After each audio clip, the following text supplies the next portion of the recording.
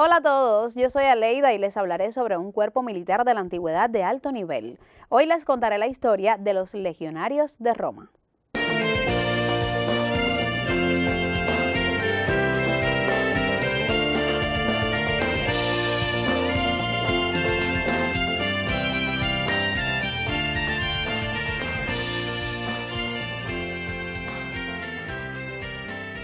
La Legión Romana era la unidad militar de infantería básica de la antigua Roma. Consistía en un cuerpo que podía alcanzar cerca de 6.000 soldados de infantería y 300 jinetes.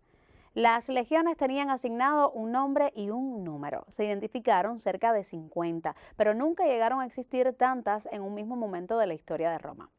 Usualmente había 28 legiones con sus auxiliares y se reclutaban más según las necesidades y la situación en cada momento. Originalmente, en la época de los reyes, la legio englobaba al ejército romano en su totalidad, compuesta de ciudadanos romanos reclutados para las armas. En el campo de batalla, las legiones formaban al estilo de la falange clásica de las polis griegas, una formación muy cerrada y consistente, pero de escasa movilidad, en la que los soldados oponían un frente de picas al enemigo. Nada cambió con el advenimiento de la República Romana, en la que la legio se subdividió en dos legiones separadas, cada una bajo el mando de uno de los dos cónsules. Los primeros años de la República se caracterizaron por las continuas invasiones del territorio romano por parte de sus vecinos, por lo que las legiones combatían en terreno conocido. La formación de falange estaba totalmente adaptada para combatir en terreno llano, por lo que mientras Roma no salió del Lacio, no se cambiaron las disposiciones tácticas de la legión. Fue durante las guerras samnitas entre el año 343 y el 290 antes de nuestra era cuando las legiones se organizaron de un modo más formal, ya que se vieron obligadas a luchar en un terreno montañoso no apto para la falange. El ejército consular se dividió en dos legiones. Debido a esto se pasó del sistema de falange al sistema de manípulos y centurias, más flexible y apto para el terreno montañoso. Más tarde, tras la reforma de Cayo Mario, se adoptó el sistema de cohortes y durante el imperio la legión era comúnmente reforzada por tropas aliadas. Los auxilia, compuestas por soldados que no eran ciudadanos romanos y cuyo propósito principal era apoyar a las legiones romanas en combate. Durante los periodos finales de la República de Roma y la Roma imperial, las legiones desempeñaron un rol político importante, al tiempo que se profesionalizaban completamente. Durante el imperio, las acciones de las legiones podían asegurar el destino de un emperador romano o destruirlo. Un ejemplo es la caída de Vitelio en el año de los 4 emperadores, decidida en el momento en que las legiones del Danubio eligieron apoyar a Vespasiano. Cerca del siglo I antes de nuestra era, la amenaza demagógica de las legiones quedó claramente identificada. Por esa razón, los gobernantes no podían alejarse de sus provincias con sus legiones.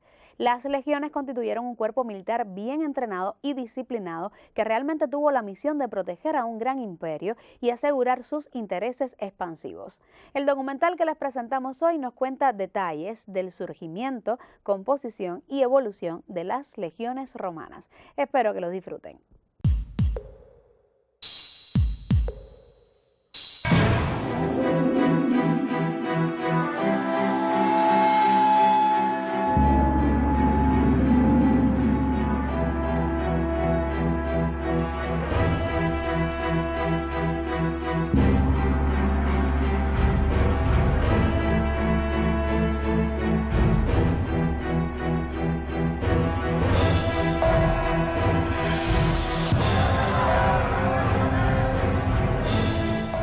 Imperio Romano.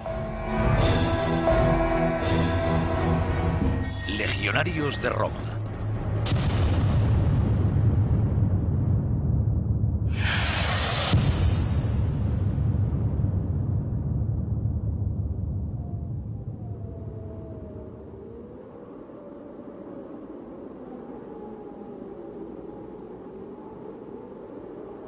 En la frontera entre Escocia e Inglaterra, los arqueólogos descubrieron la presencia de un recinto fortificado de madera.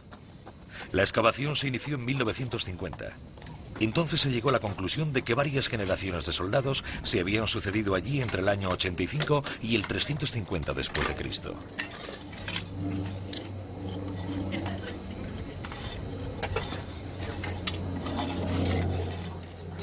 Un espeso manto de turba cubría dichos vestigios. En este magma compacto, totalmente desprovisto de oxígeno, la materia orgánica suele padecer en menor medida los efectos de la corrosión. Desde hace 40 años, un especialista en legiones romanas, el doctor Robin Birley, se remonta en el tiempo excavando una capa tras otra el espacio de la fortaleza de Vindolanda.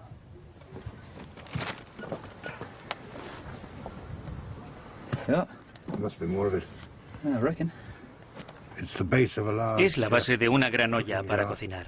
Bueno, realmente no fue empleada para cocinar, sino que se utilizó como recipiente para guardar algo. No fue expuesta al fuego, solo nos queda localizar los 30 o 40 trozos restantes.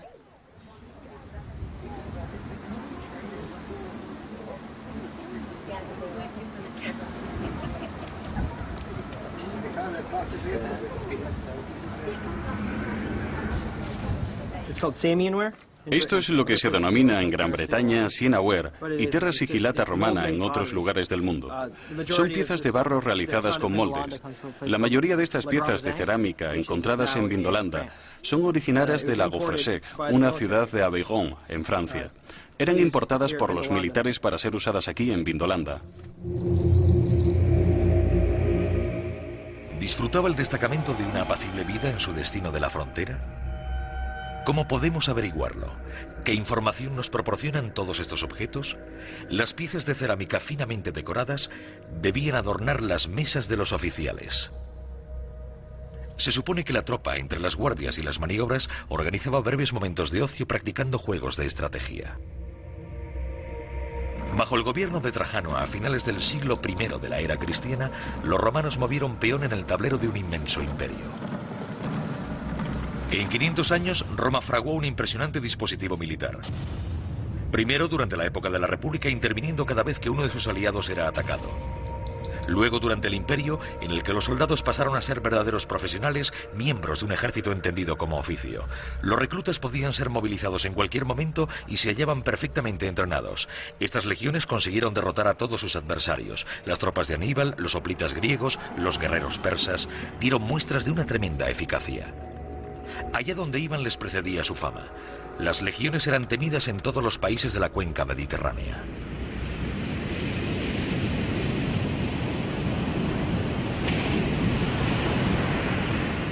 Estas legiones al mando de Cneo Cornelio Escipión desembarcaron en la ciudad griega de Emporión. Es interesante ver la ubicación del asentamiento de Emporión al sur de la bahía de Rosas y también por las características que presentaba la ciudad en ese momento.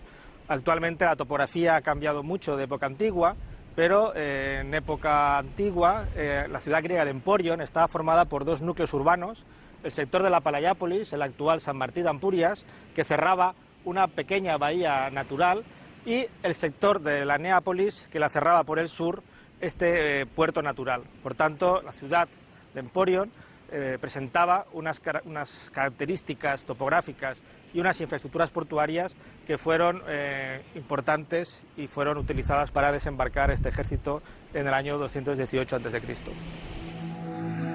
A partir de este desembarco, Roma inicia la ofensiva contra el ejército cartaginés e instala el campamento militar de Tarraco. Durante el siglo I a.C. se fundaron muchas ciudades en Hispania. Una de las más importantes, Mérida. En el año 25 a.C., según nos refiere Dion Casio, se funda la nueva colonia Augusta Emérita. La denominación emérita obedece a que su primer contingente colonial son estos veteranos de las legiones quinta y décima, quienes van a formar parte de esa inicial población de un nuevo territorio, el territorio lusitano, poco romanizado, un territorio que se va a incorporar al proceso político de Augusto en la península ibérica. Años más tarde, otra nueva generación de ciudadanos, ya plenamente romanizados y conocedores de los usos y costumbres culturales de Roma, serán los que realizarán la gran producción monumental de la nueva capital Augusta Emérita. Capital que sin duda se aproximará a los esquemas metropolitanos, como se puede ver en los conjuntos del Foro, el Teatro y todos los recintos monumentales de la nueva colonia emeritense. La ubicación de la colonia Augusta Emérita está determinada por los dos ríos, el Guadiana y el Albarregas. La planta Está rodeada por una gran muralla que se abría en 4 puertas de ingreso. Incorporaba en el interior las 2 vías principales, en torno a cuya intersección se encontraban los 2 recintos de espacios públicos, el Foro Colonial y el Foro Provincial.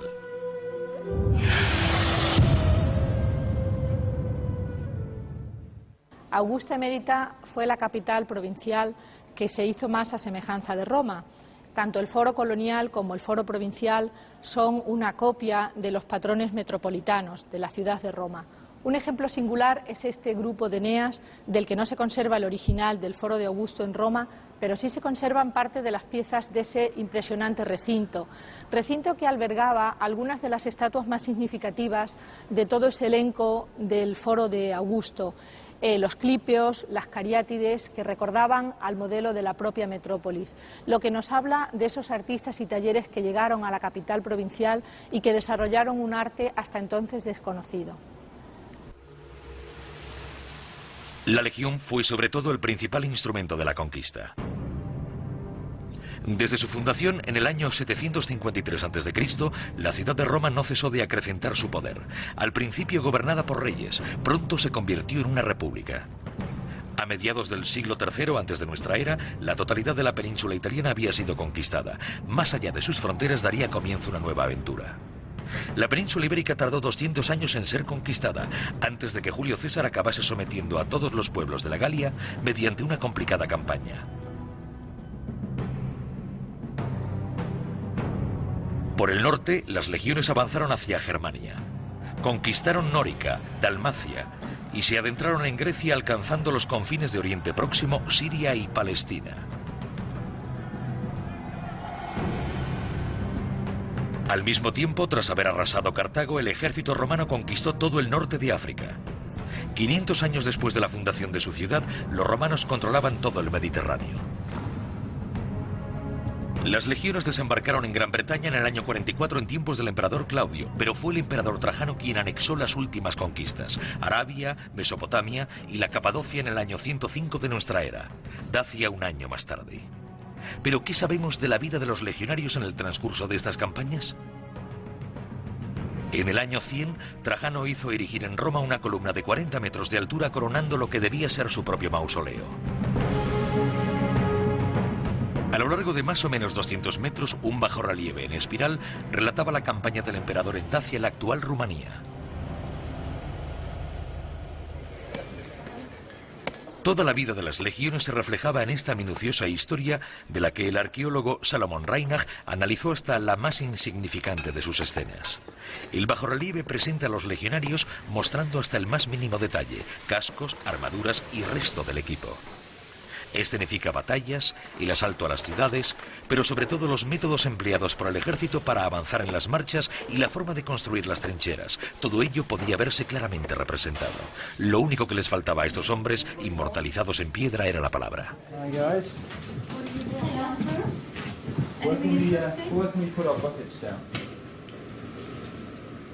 Los arqueólogos de Vindolanda extrajeron de la turba las pruebas que evidenciaban todo el potencial de las legiones de Roma. En este caso, este hueso del cráneo de un buey en concreto fue clavado en una estaca y utilizado como diana. Podemos observar unos orificios en él. Por supuesto, el animal ya estaba muerto antes de la práctica y por eso todos los agujeros son regulares. La cabeza no se cortó expresamente para ello. Al menos no había crueldad en este sentido. Pero ahora observen estos agujeros. Fueron realizados con puntas de jabalinas o algún arma semejante que perforaron la parte exterior de este cráneo. Si cogemos una punta de jabalina y la introducimos por aquí, podemos comprobar que el corte encaja perfectamente.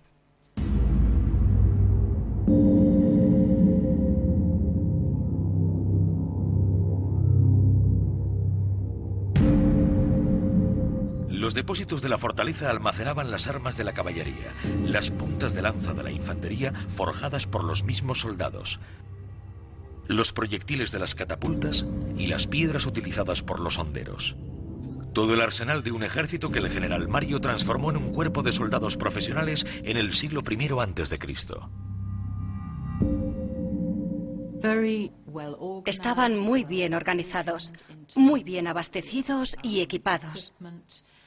Cuidaban hasta el más mínimo detalle de los soldados.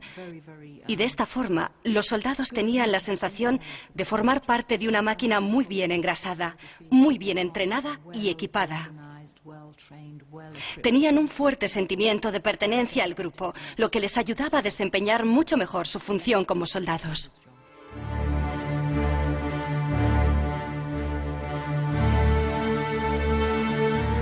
La fuerza de la Legión se basaba en su conciencia de equipo. El grupo se apiñaba en torno al símbolo del imperio, el águila. Pero este poder residía también en la férrea disciplina impuesta a los reclutas. Los legionarios cumplían 25 años de servicio, no tenían derecho a casarse y tenían muy pocos o ningún entretenimiento. Los días transcurrían entre largas marchas bajo el peso de una armadura de 40 kilos.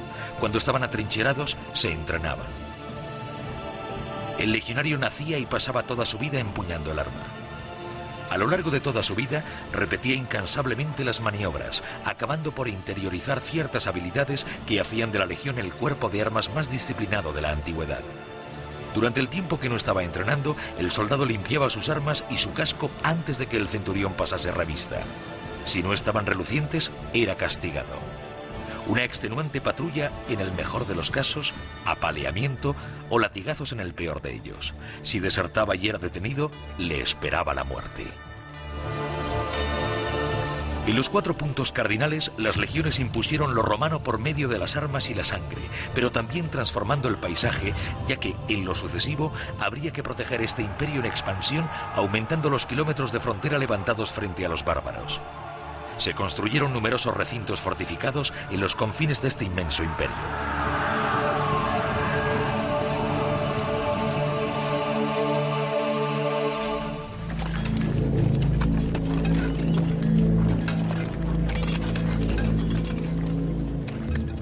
Bajo el mandato de Trajano, las legiones se asentaron en campamentos temporales. En Bretaña, la actual Gran Bretaña, se enfrentaron a temibles guerreros, los pictos. En Vindolanda, las colinas de Bardomil, frontera natural entre Inglaterra y Escocia, se asomaban a las colinas del norte. Aquí fue donde se consiguió detener la conquista. Fue aquí donde a principios del siglo II de nuestra era, con los emperadores de Trajano y Adriano, donde se jugó gran parte de la suerte del imperio. ¿Cuáles eran entonces los puntos débiles de las legiones? La excavación de la fortaleza de Vindolanda permitió dar con las piezas maestras que desvelaban tal misterio.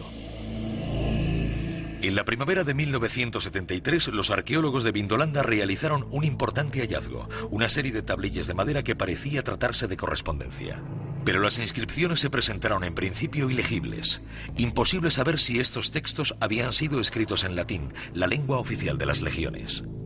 ¿Permitiría su restauración descifrar antiguas misivas de 2000 años de antigüedad? Serían necesarios varios meses de trabajo antes de hacer públicos los resultados. La tinta realizada a base de carbón había calado profundamente en las fibras de la madera. Aparecieron algunas palabras, luego frases enteras. Los arqueólogos de Vindolanda consiguieron sacar a la luz testimonios escritos.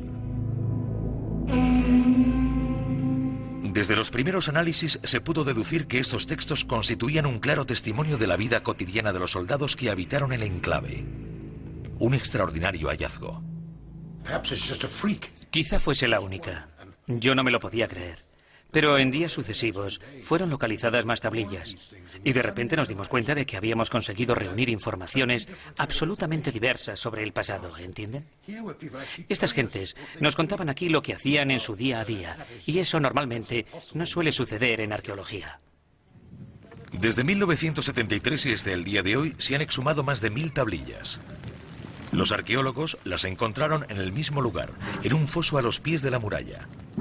Según ellos, esto constituye la base de un primer misterio. ¿Cómo acabaron allí?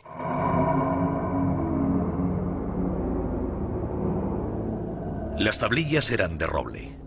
Tenían el formato de una postal. En el reverso, el texto en latín. En el anverso, la dirección del destinatario. Pero los manuscritos contaban con algunas lagunas, ya que la madera parecía haber sido pasto de las llamas. Con ello se perfilaba un nuevo enigma. ¿Fue atacada la fortaleza? ¿Fueron quemados sus archivos? Emplearían varios meses de trabajo para descifrar dichos textos. Los epigrafistas esperaban encontrar en ellos detalles de la vida cotidiana. Desde el principio se dieron cuenta de que los autores de los correos habían firmado sus misivas. Un nombre aparecía reiteradamente: Flavius Cerialis. ¿Qué clase de información sobre el ejército romano podía proporcionar tal descubrimiento? ¿Habían puesto fecha a sus mensajes los legionarios? Los epigrafistas necesitaron muchos meses para acabar de traducir los documentos.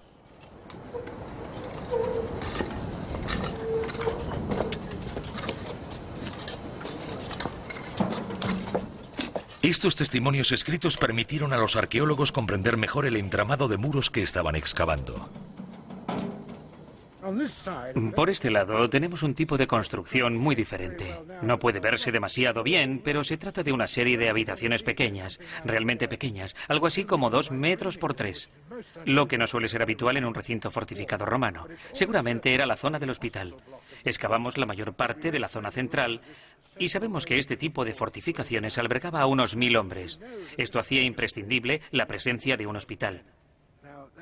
Tenemos más información al respecto, ya que una de las tablillas encontradas indicaba que el tribuno había enviado a grupos de soldados para construir el hospital, y otra de las tablillas hacía referencia a algunos médicos, recetas y demás.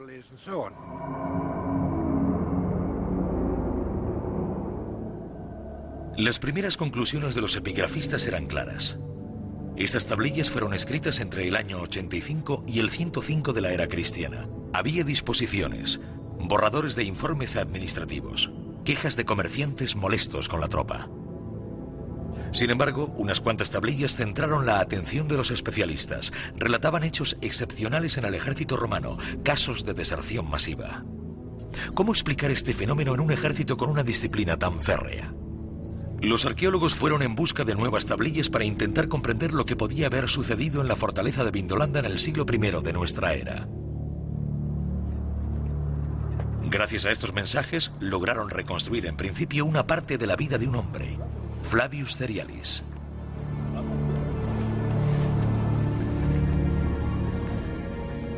Flavius Cerialis era tribuno. Se hallaba al mando del campamento de Vindolanda. Le escribía al gobernador de la provincia y a algunos de sus oficiales y recibía por parte de estos las correspondientes respuestas. El tribuno Cerialis dirigía a 480 hombres. Los soldados de la 9ª cohorte Bátava, una unidad de refuerzo con origen en los Países Bajos. El destacamento del campamento de Vindolanda estaba formado por una unidad de infantería y otra de caballería reclutadas en la desembocadura del Rin. Se trataba de una unidad de refuerzo cuyos soldados se convertirían en ciudadanos romanos al cumplir los 25 años de servicio. Flavius Cerialis también era bátavo y su familia había adquirido la ciudadanía romana bajo el gobierno de Vespasiano en el año 70 de nuestra era. Sus padres permanecieron fieles a Roma en el momento de las revueltas que teñieron de sangre aquella provincia. La 9ª cohorte había construido un recinto fortificado de madera en la explanada de Vindolanda. Defendía la frontera norte, sofocando los asaltos de los temibles guerreros pictos, de cuya infantería y caballería recelaba Cerialis.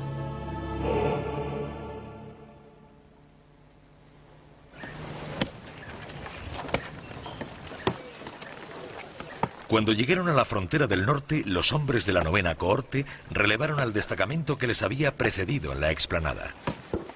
Como buenos legionarios, arrasaron con la antigua fortificación para construir la suya, más sólida y mejor adaptada a sus necesidades. El poder de Roma se basaba en que sus militares no eran solo guerreros, también eran obreros, leñadores, constructores e ingenieros.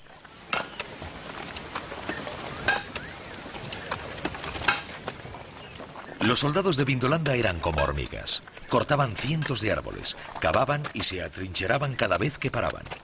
En ocasiones arrasaban bosques enteros para maniobrar a su antojo. Edificaban fortificaciones capaces de resistir cualquier tipo de asalto. Una legión de unos 6000 hombres necesitaba de un par de horas para levantar una plaza fortificada rodeada de un alto cerco y un foso de 2 metros de profundidad.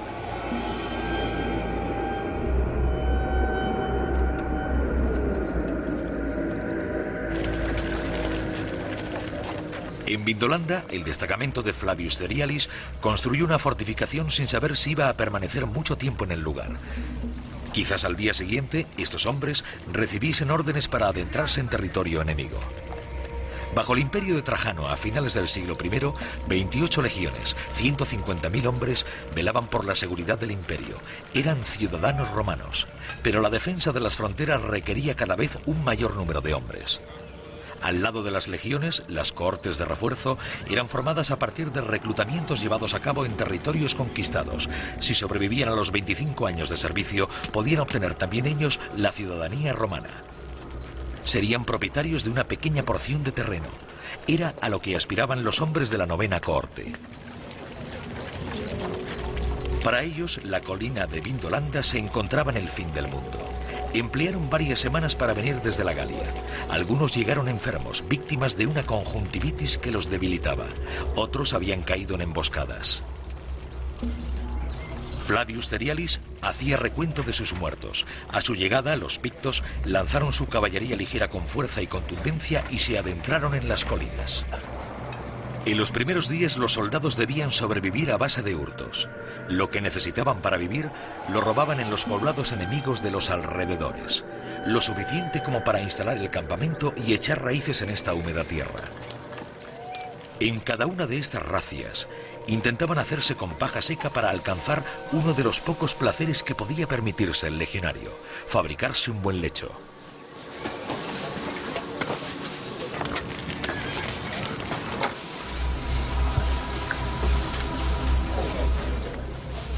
¿Era este tipo de vida tan dura lo que incitaba a los hombres a desertar o existía alguna otra razón para hacerlo? Los arqueólogos del enclave de Vindolanda esperaban hallar la respuesta en el transcurso de las excavaciones.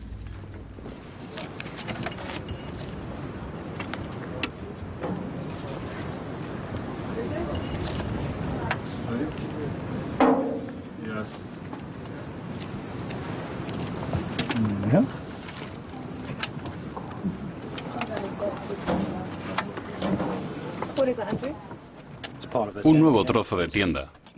Como pueden observar, se encuentra realmente en muy buen estado. Resulta curioso que todavía huela a cuero. Incluso mantiene su flexibilidad.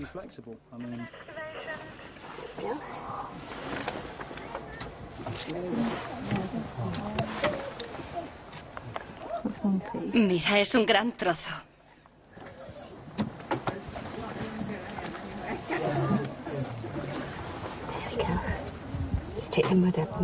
Vamos, por favor, ayudadme a quitar la tierra.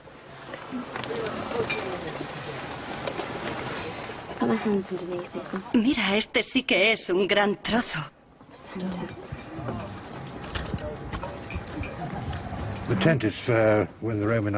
La tienda era utilizada por el ejército romano durante las campañas militares, lo que implicaba la mayor parte del verano. Cada grupo de 8 hombres contaba con una mula que transportaba la tienda. Ellos, por su parte, cargaban con los utensilios de cocina, armas y armaduras.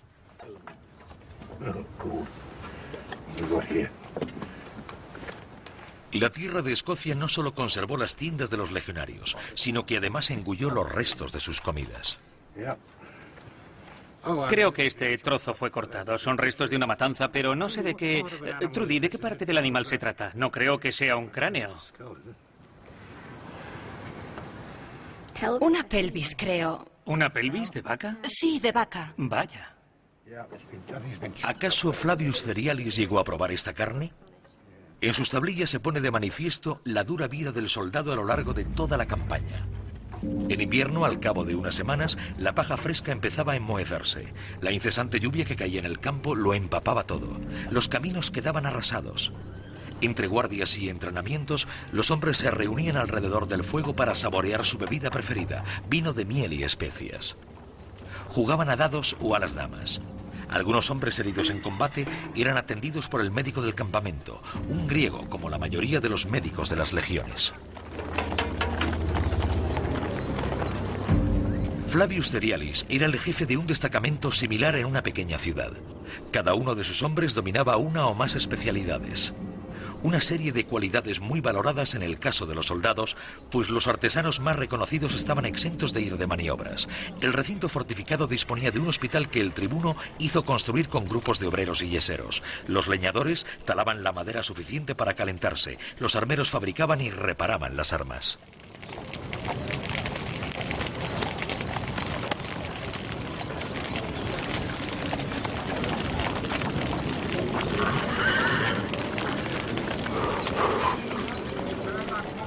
Los hombres esperaban la llegada del buen tiempo para recaudar los impuestos en los condados circundantes o comerciar con los pueblos vecinos.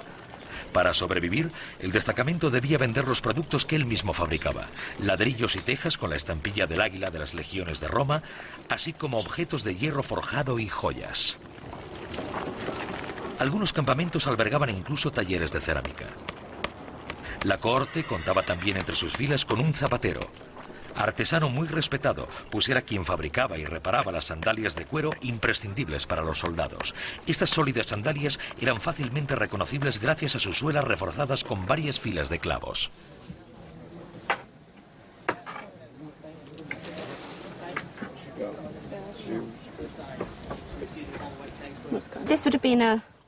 Se trata de un zapato de soldado. Podemos observar los clavos bajo la suela que protegían el calzado durante las marchas.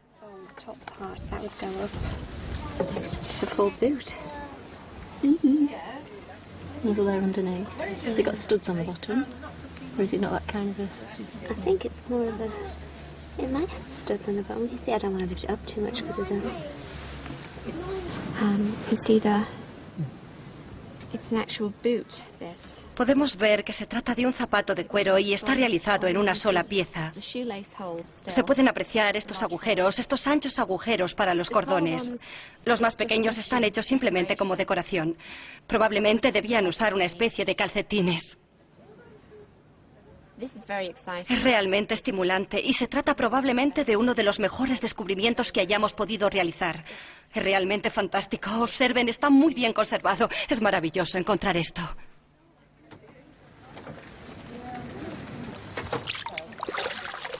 Posteriormente, los arqueólogos encontraron un zapato de mujer en el recinto fortificado. Un descubrimiento excepcional. ¿Qué hacía allí entre todos los efectos militares? Muy bonito. Realmente precioso. Sí, estaba por allí. Sí, se encontraba por allí. Colóquelo en una bolsa con un poco de agua. Es realmente fantástico. Otra vez zapatos de mujer. Sí, zapatos de mujer. Y en un campamento de soldados. Además de los zapatos de mujer, el equipo localizó zapatillas de bebé dentro del recinto amurallado. Una nueva excavación extrajo de la tierra una espada de madera.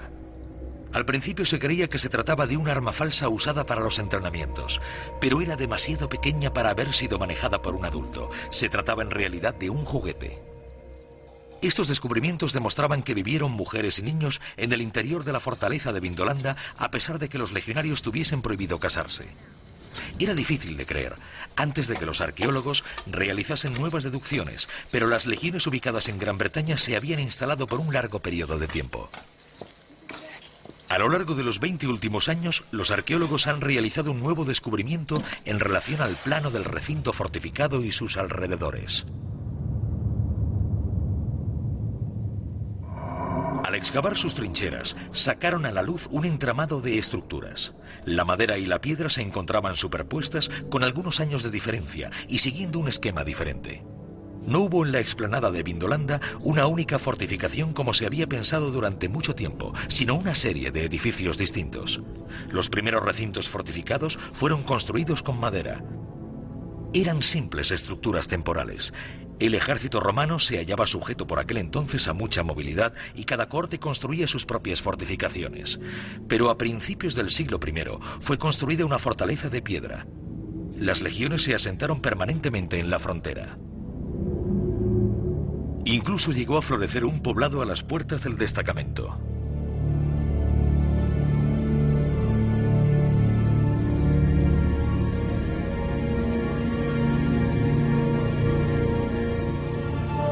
La fortaleza de piedra atrajo a poblaciones vecinas que conseguían obtener cierto beneficio económico. un nuevo poblado vio la luz. Seguramente los jóvenes de la novena corte debieron encontrarse allí con jovencitas que se convertirían en sus compañeras, a pesar del estricto reglamento de las legiones. Este pueblo albergaba a comerciantes, familiares de soldados y zonas de ocio. Una de estas zonas se convirtió en uno de los principales símbolos del mundo romano, los baños. Este edificio, compuesto por dos salas abovedadas paralelas y por una piscina con forma de media luna, era construido normalmente a las afueras del asentamiento.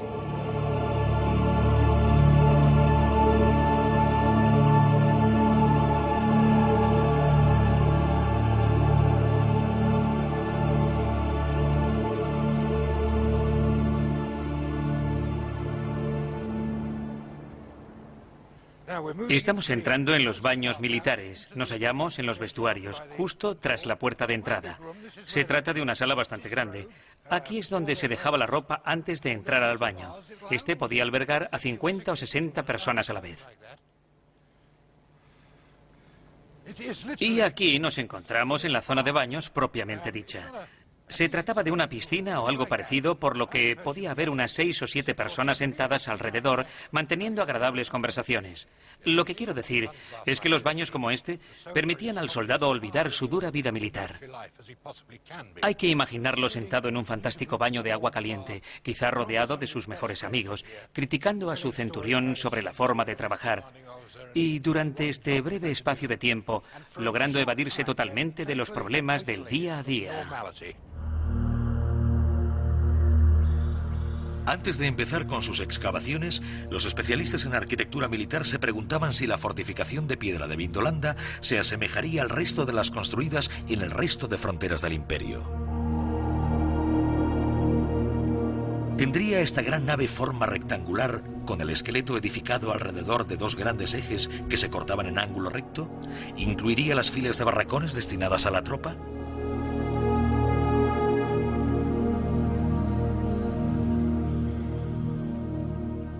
Los arqueólogos suponían que la tradición militar prevalecería y que encontrarían el Praetorium, cuartel general, cuyo corazón estaba formado por la sala de los estandartes, un santuario dedicado al culto imperial y a la salvaguardia del tesoro del destacamento.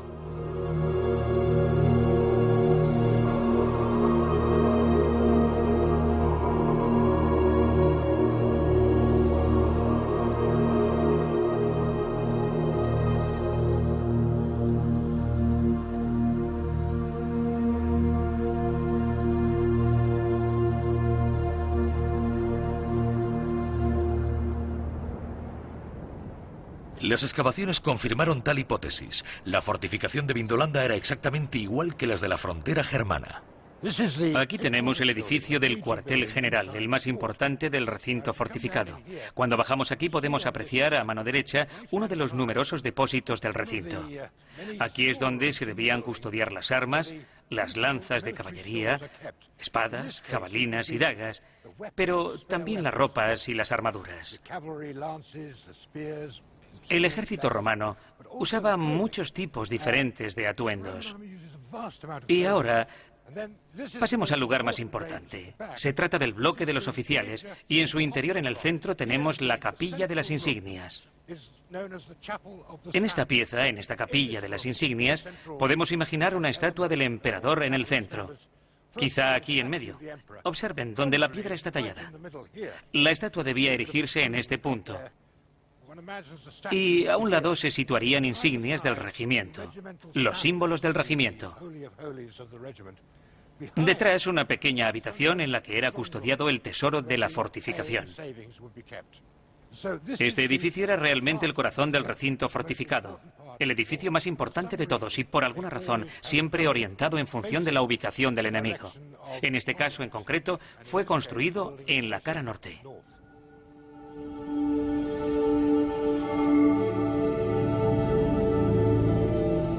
Con la construcción de la fortaleza de piedra, las tropas se asentaron en el territorio que defendían frente a los invasores bárbaros. El doctor Birley pensaba que los soldados se habían aclimatado trabando sólidas relaciones con las personas autóctonas. Una vez más, las tablillas confirmaron dicha hipótesis. El mismo Flavius Cerialis no vino solo hasta estos lejanos parajes. Su mujer y su hijo lo acompañaron. Numerosos oficiales habían hecho lo mismo, como lo demuestran las tablillas registradas con el número de inventario 291 y 292. Correspondencia privada entre la mujer de Cerialis, Lepidina, y la esposa del prefecto de un campamento, Claudia Severa.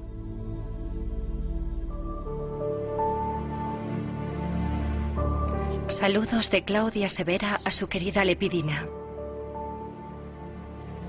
El tercer día de los idus de septiembre, hermana mía, desearía sinceramente que pudieses venir a visitarnos para mi cumpleaños. Con tu presencia me harás ese día muy agradable. Saluda a tu querido Cerialis. Mi Aelius y mi hijo pequeño te saludan. Cuento contigo, hermana mía. Cuídate, hermana mía, querida alma mía. Así también yo seré feliz. Saludos. Querida Claudia, como te prometí, pedí permiso a Cerialis para ir a verte y me dijo que ya lo sabía y que os visitaremos juntos. Recibirás otra misiva indicándote cómo y cuándo nos veremos. Besos a tu Aelius de mi parte, hermana lejana, mi alma gemela. Ningún texto mejor que las tablillas de Vindolanda pusieron en evidencia los cambios de costumbres en el ejército romano. Los reclutas de las tropas de refuerzo afrontaron una regla fundamental de la legión: fundaron familias en su asentamiento. Con ello podemos llegar a comprender por qué desertaron tantos hombres. Podemos imaginar por qué los soldados desertaban. Muchos de ellos debían convivir con alguna joven del pueblo, de tal manera que cuando fueron enviados a Dacia, la única solución mientras no transcurriesen los 25 años era desertar, escapar huyendo a través de las colinas durante varias semanas a la espera de que el regimiento se marchase y así regresar para vivir tranquilos.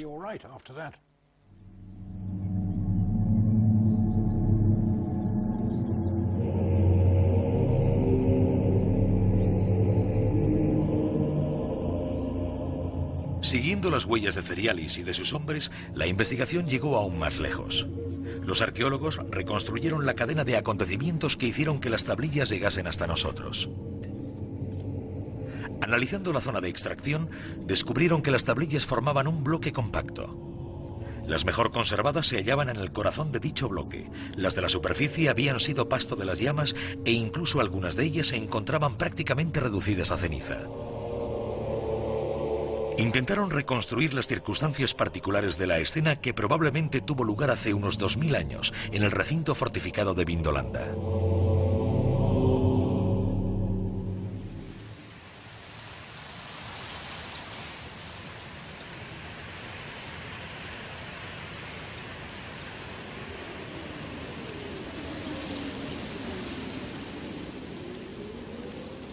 Tras varios años de acuartelamiento, la 9ª cohorte bátava fue enviada al Danubio.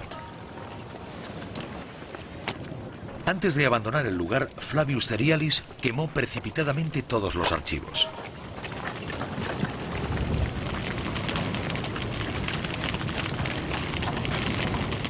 Pero ese día llovió y la tormenta apagó las llamas. Cuando lanzó la hoguera los archivos del campamento, ¿era Cerialis consciente de lo que le esperaba? Dichosos aquellos de sus hombres que decidieron desertar.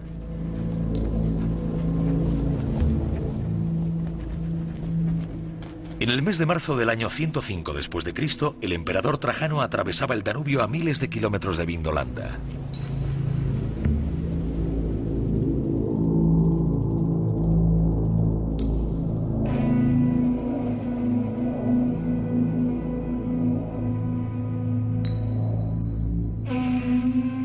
Antes de lanzar una gran expedición hacia el este y Mesopotamia, Trajano invadió Dacia, la actual Rumanía. 8 legiones se instalaron más allá del Danubio para proteger esta lejana colonia enclavada en pleno país bárbaro. Pero, ¿qué pretendía hacer Trajano a orillas del Danubio, a miles de kilómetros de Roma?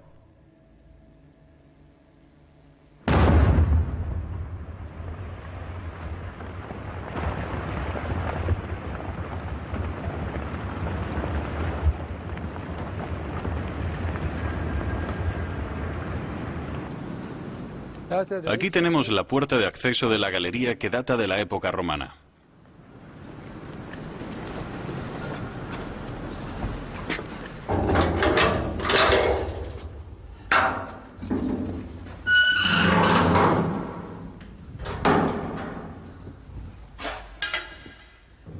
La galería romana se halla debajo de estos 157 escalones, a una profundidad de unos 100 metros.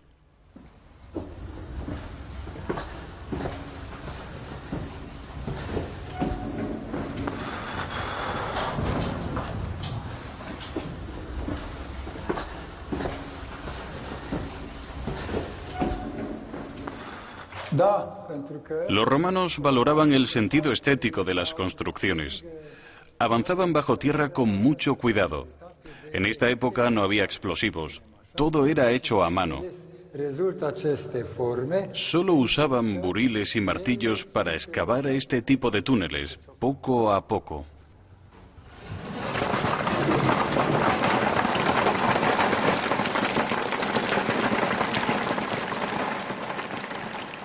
Aún hoy en día podemos encontrar oro en las entrañas de esta tierra.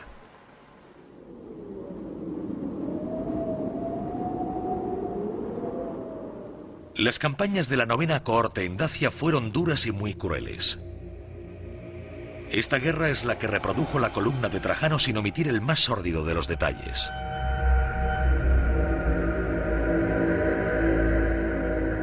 Las legiones se enfrentaron a las caballerías sármatas avanzando violentamente con su infantería como si de una devastadora ola de acero se tratase.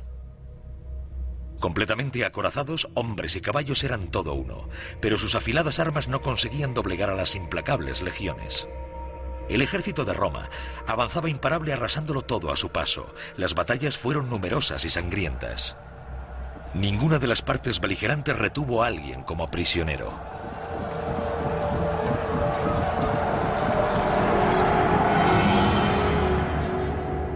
En este conflicto, como en toda guerra, fue la población civil la que más sufrió. Las mujeres, ancianos y niños, cuando no eran masacrados, eran deportados. Va victis, ay de los vencidos.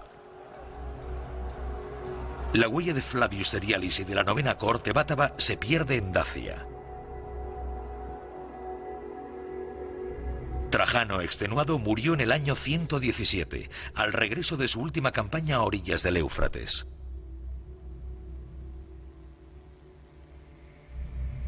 Cuando Adriano accedió al poder, comprendió rápidamente que la época de la expansión era agua pasada. El nuevo emperador decidió rodear el imperio con una línea de defensa formada por miles de torres de vigilancia, murallas y fosos. Esta frontera, delimitando el territorio, tenía como misión frenar y abortar cualquier posibilidad de ataque bárbaro. En Germania, Oriente y África había varios miles de kilómetros que defender con solo 130.000 hombres. El ejército romano dedicó sus últimos esfuerzos a la construcción de esta barrera.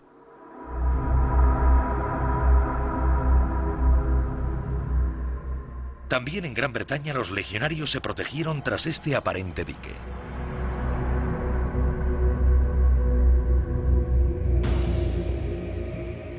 Una muralla de 6 metros de alto, de 2 a 3 de ancho y 130 kilómetros de largo cercaba el norte de la isla.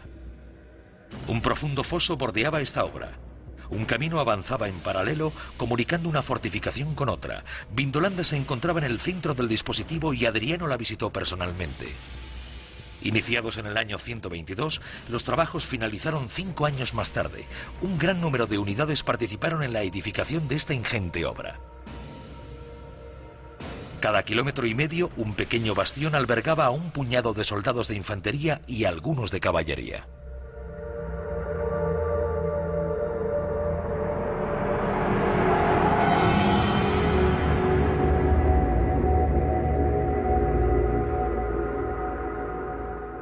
Pero la protección del imperio empezaba a salir cara, muy cara. Las legiones de Roma se debilitaron, como lo prueba un reciente descubrimiento. A 100 kilómetros al norte de la muralla de Adriano, las excavaciones de varios poblados pictos sacaron a la luz tesoros numismáticos, miles de monedas romanas en el corazón del territorio enemigo. ¿Cómo habían llegado hasta allí? Los arqueólogos escoceses lo comprendieron enseguida, como lo explica el conservador del Museo Nacional de Escocia. Las monedas de esta olla fueron encontradas al otro lado de la frontera romana, en pleno territorio bárbaro. Creemos que se trata de un botín correspondiente a un robo o un soborno del poder local por parte del jefe del destacamento. En esta época, los romanos usaban tanto su potencial militar como las misiones diplomáticas. Y cuando el ejército no era suficiente, el soborno podía ser de gran utilidad.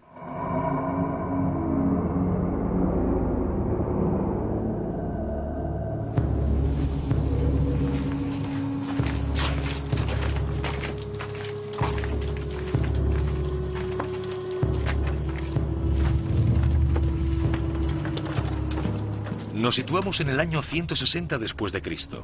El centurión del recinto fortificado de Vindolanda tomó la decisión de adentrarse en territorio enemigo. Se trataba en esta ocasión de una expedición pacífica, una especie de encuentro comercial.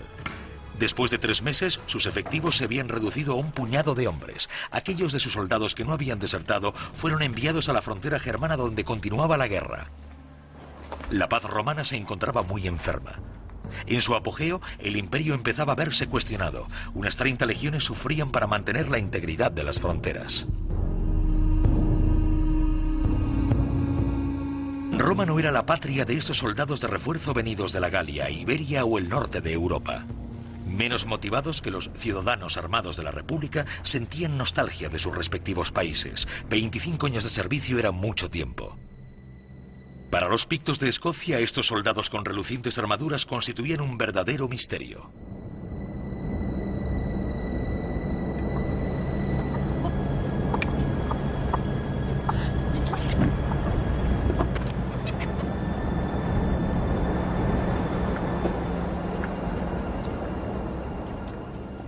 El mantenimiento de las tropas en la frontera tuvo nuevas consecuencias. Los encuentros culturales se multiplicaron, facilitando una cierta forma de mestizaje. Todavía anclados en la Edad de Hierro, los pictos tenían mucho que aprender de estos hombres venidos del este, pero también ellos tenían mucho que enseñar. Se estaba gestando un nuevo mundo.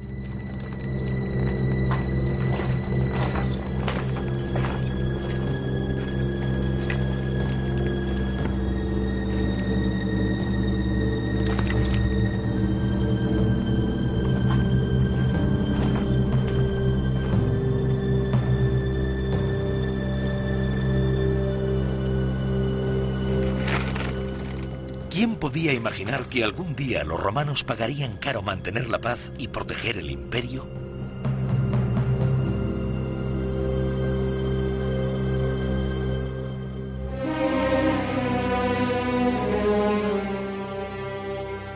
¿Tan inocentes eran los romanos? Si se atrincheraron en su territorio era porque ya no podían seguir asumiendo la expansión. En poco tiempo el imperio se convertiría en un campo de batalla. En Vindolanda, destacamentos enteros luchaban por defender la fortificación.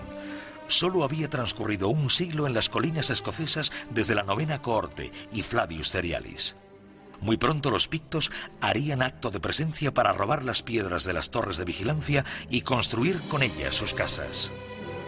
Más allá de los límites de esta muralla, los pueblos del norte soñaban con las riquezas de Roma. En Oriente Próximo las provincias se segregaron. Las ciudades se rodearon de murallas, pero el imperio era asediado por todas partes. Los emperadores estaban agotados, intentando defender todos los frentes abiertos y en ocasiones siendo traicionados por el mismo ejército que aupaba y destronaba a los soberanos. La defensa de este inmenso territorio iba consumiendo a la civilización romana. El poder levanta pasiones y los alzamientos eran cada vez más numerosos. Muy pronto las mismas legiones se mostraron incapaces de contener las oleadas bárbaras que asolaban los campos. Las tropas se recluían en los recintos fortificados más grandes con las murallas más altas, capaces de albergar a la población hasta la retirada de los saqueadores. Se convertirán así en los primeros castillos que anunciarán a su vez el final del todopoderoso ejército romano y el principio de una nueva era, la Edad Media.